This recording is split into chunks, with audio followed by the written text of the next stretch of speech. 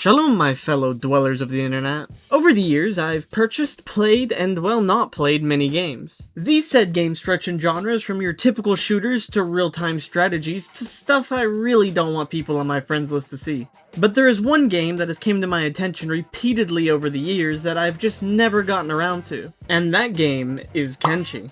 Now, since I've sunk a solid portion of my life into RTS/RPG type games, you would think that I had tried Kenshi at least once. But nope, I've never even touched Kenshi. You might ask why. Well, I'm a busy guy, what can I say? However, today I will be attempting to make it in the world of Kenshi with what little knowledge I have of the game. So enough stalling, let's begin. I started like everyone else does by creating my character. And with his hobbit height, a hulking door-like frame, his fresh cut, and a big Nigel Thornberry looking nose, quite the character he is. With our boy Dordamian created, we began our journey in the border zone where I investigated the nearby bar, where, I shit you not, I spent the next 5 minutes trying to figure out how to switch floor views.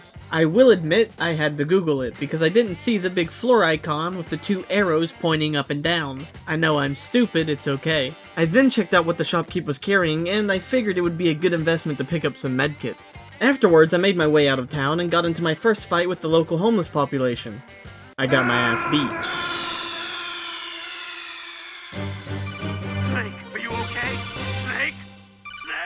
It's all good though, I patched myself up and got right back to being a menace. However, this time we both got destroyed by the town's guards. As I was laying there, face down ass up, rethinking my decisions, I found out homie had a bounty. This was a perfect opportunity. I would cash out his bounty just as soon as I got back and were being abducted into slavery. Well, that wasn't part of the plan. With my newly found servitude, I had no choice but to follow my captors. Now, I had no idea where they were taking me, but your boy could only assume it wasn't somewhere good. We made our way to this place called Rebirth and stopped right outside of some sort of large compound. I was a bit confused why we weren't moving or really doing anything at all, but not wanting to miss out on a chance to escape, I took this time to lockpick my shackles and made a run for it. Now that I was free, I started heading back towards a farm I saw with the slavers to find food. Once I had located the farm, I hid next to a large rock and waited for night to sneak in. Using the night as my cover, I made my way over and into one of their storage buildings where I found plenty of food. After I looted the place, I ran off into the valley with my spoils and just kept running until I found myself in the Great Desert where I stumbled upon a city. This, ladies and gentlemen, was the great city of Stoke. I had a quick look around and then made my way northward towards what I believed was another city. I ended up being chased back by a large bug where one of the gate guards recognized me as a slave and knocked me unconscious. So now, left to hobble my way through the desert, I stumbled across the city of Shobatai. Here I would channel my inner basketball American and go on a stealing spree through town. With my new possessions, I headed back to Stoke since it wasn't safe to sell them here without getting caught. This is also when I discovered that removing my rags made me look less like a slave, which would help me from getting jumped.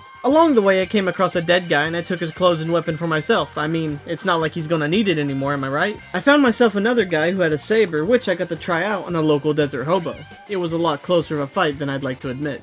But that fight made me realize that I really need to improve my combat skills, so once I arrived back at Stowe, I began training until morning, which is when I would sell off all my stolen goods. With the money I made, I got myself some sick new threads and decided I'd go back towards the city I got chased off from earlier. This time I made the trip and discovered the city's name was Hef. In town, I found an armor shop. Now I could really use some decent armor, so this would mark the beginning of my Grand Theft campaign across the Great Desert, where your boy would bounce around the 3 cities, stealing from one and selling to the others. I did this until I had enough money to buy myself some okay-ish armor. Now that I felt better equipped to face the horrors of this world, I headed back west with my heart set on exploration. As I made my way through the Holy Land, I traveled past Oakland's Pride, and man is it pretty. I was definitely going to come back here and build a base. But that could wait for now as I made my way back to the hub to beat down a homeless man to use as a makeshift dumbbell, because this is supposed to help with leveling up strength. Me and my new bestie had a blast discovering Squin and Rot until I lost them somewhere in the swamp. Short-lived friendships aside, I found an empty camp with a bedroll and took a nap to heal up for the trip ahead. Once I woke, I came across a dead caravan, murdered by this goofy-looking thing. I snuck around it and sucked up all the goodies these guys were transporting. I then continued my voyage through the wasteland, passing through this place with giant death lasers along the way, until I made it to Stope's Gamble, where I explored this abandoned settlement and found some pretty solid loot. I then came across an outpost that I wasn't skilled enough to get open, so unfortunately I had to leave it as something to do in the future. Why do you gotta be so useless, man? I began to make my way back towards the Great Desert, desert when I got chased by a band of robots. Thankfully, I was able to lose all but one of them, who I led into a nearby slave town and let the guards take care of for me. Afterwards, I went in and sold most of the things I acquired from the dead caravan. With a good chunk full of change in my pocket, I set back out like the good little adventurer I am. I ended up coming across these two hivers and decided to attack them just because I felt like it. I chose to take one of them with me to explore the nearby city of Hangwith, which had this sick-ass bridge in it. This is when I discovered that I could make solid money selling people into slavery when I sold our bug buddy to the slave trader in town.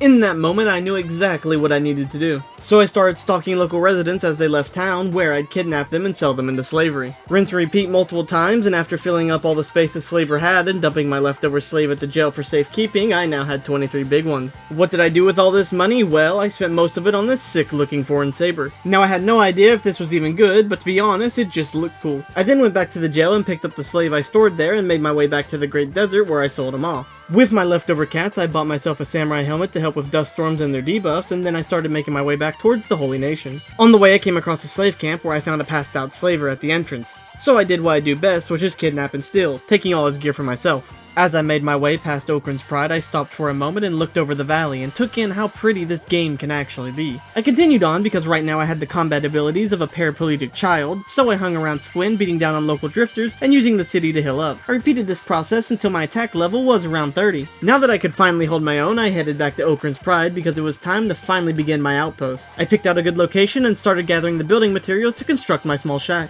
I completed the shack's construction, but now I needed materials for a research bench. So I went back in town to grab some. One of the local shopkeepers didn't take too kindly to my borrowing of his supplies, but I was able to work everything out with him, so much so that he even gave me this extra thick backpack for the misunderstanding. What a great guy. Now that I had a research bench, I looked through all the potential stuff I could unlock, and found out that unlike other games, some required certain items to even be able to research. Now with a place of my own, I looked out at the view from my outpost and thought of all the wonderful things Dordamian could accomplish with a base of operations.